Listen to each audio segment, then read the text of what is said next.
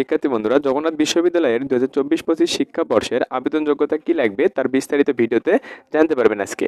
আর আবেদন কিন্তু আজ থেকে শুরু হয়েছে, তো চলবে 15-12-2024 পর্যন্ত, অর্থাৎ ডিসেম্বর মাসের কিন্তু 15 তারিখ পর্যন্ত আবেদন চলবে। তো যারা আবেদন করবেন তারা কিন্তু দ্রুত আবেদন করে নিতে পারেন। তো চলেন আমরা মূল কথায় ফিরে যাই।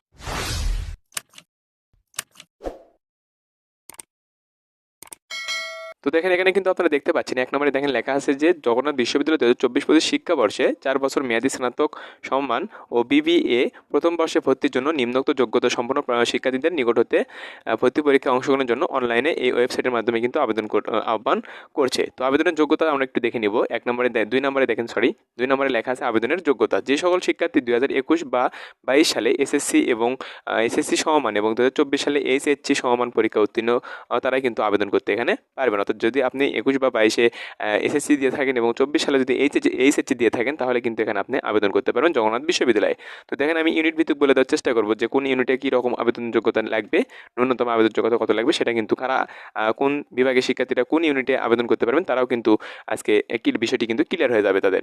তো দেখেন লেখা আছে ইউনিট এ, বিজ্ঞান ও লাইফ অ্যান্ড আর্থ সায়েন্স অনুষদে। এই ইউনিটে কিন্তু আবেদন করতে পারবেন বিজ্ঞান, মাদ্রাসা বিজ্ঞান, এইচএসসি ভোকেশনালের শিক্ষার্থীরা কিন্তু এখানে আবেদন করতে পারবেন। তো সেক্ষেত্রে ন্যূনতম যোগ্যতা এসএসসি এবং এইচএসসিতে উভয় পরীক্ষায় মোট কিন্তু 8 পয়েন্ট থাকতে হবে। তবে কোনো পরীক্ষায় 3.50 কিন্তু কম নয়, অর্থাৎ 3.50 কম কিন্তু পেলে কিন্তু আপনি আবেদন করতে পারবেন না। তো দেখেন, তারপর বি ইউনিট আমরা দেখে নেব।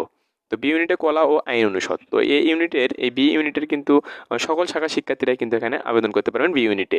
তো এসএসসি এবং এসএসসি মিলে কিন্তু 7 পয়েন্ট আপনার থাকতে হবে উভয় পরীক্ষায়। তবে কোনো পরীক্ষায় কিন্তু 3 পয়েন্টের কম থাকা যাবে না, অর্থাৎ কোনো পরীক্ষায় প্রাপ্ত জিপিএ কিন্তু 3 পয়েন্টের কম থাকলে আপনি কিন্তু আবেদন করতে পারবেন না। তো সি ইউনিট আমরা একটু দেখে নিব। তো দেখেন, সি ইউনিটে যদি দেখে নিই, এখানেও কিন্তু সকল শাখার শিক্ষার্থীরা কিন্তু আবেদন করতে পারবেন।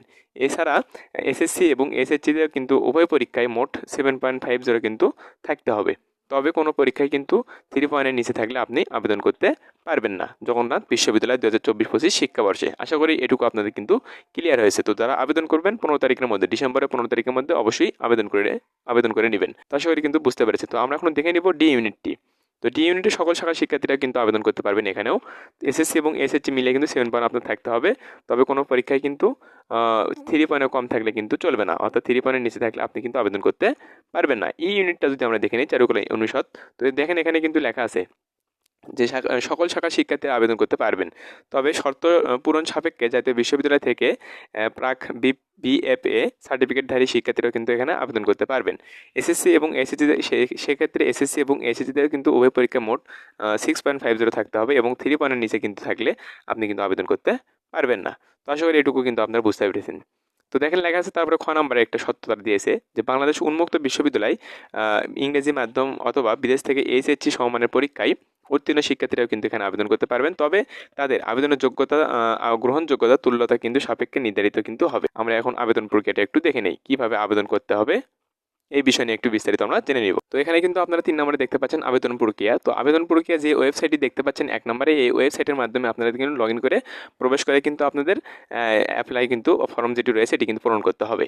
তো এটি বুঝতে পারছেন। তো ক্লিক হেয়ার ফর্ম অ্যাপ্লাই বাটনে কিন্তু ক্লিক করে আপনার যে এইচএসসি রোল রয়েছে, শিক্ষা বোর্ড এসএসসি রোল, ভাষার সন এবং মোবাইল নম্বর ভর্তি সংক্রান্ত এগুলো কিন্তু দিয়ে মোবাইল নম্বর ব্যবহার করে আপনার কিন্তু অ্যাপ্লাই নাও বাটনে কিন্তু ক্লিক করে আবেদনকারী যে তথ্যটি রয়েছে এটি কিন্তু ওয়েবসাইটে প্রদর্শিত হবে এবং তারপরে কনফার্ম যে বাটনটি রয়েছে এখানে ক্লিক করতে হবে।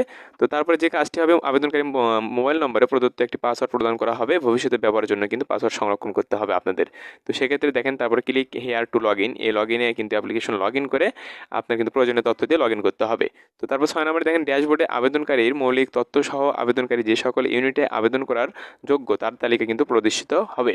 অর্থাৎ আপনার যোগ্যতা অনুযায়ী আপনার আবেদন যোগ্যতা যে চাইছে যে আপনি কোনটাতে আবেদন করতে পারবেন, কোন ইউনিটে আপনি আবেদন করতে পারবেন। তো সেই ক্ষেত্রে কিন্তু আপনার আবেদনকারী যে মৌলিক তথ্য অনুযায়ী কিন্তু আপনার আবেদনকারী যে সকল ইউনিটে আবেদন করতে পারবেন সেটা কিন্তু তালিকা একটি প্রদর্শিত হবে যে এই আপনি ইউনিটে আবেদন করতে পারবেন। তো আশা করি এটুকু কিন্তু আপনারা বুঝতে পেরেছেন। তো সেক্ষেত্রে দেখেন, এখানে সংশ্লিষ্ট ইউনিটে আবেদন করার জন্য কিন্তু পে নাও বাটনে প্রদর্শিত হবে। তো এখানে পে নাও বাটনে কিন্তু আপনি বিকাশ অথবা রকেটের মাধ্যমে মোবাইল ব্যাঙ্কিংয়ের মাধ্যমে আপনারা কিন্তু এই পেমেন্টটি সম্পন্ন করতে পারবেন।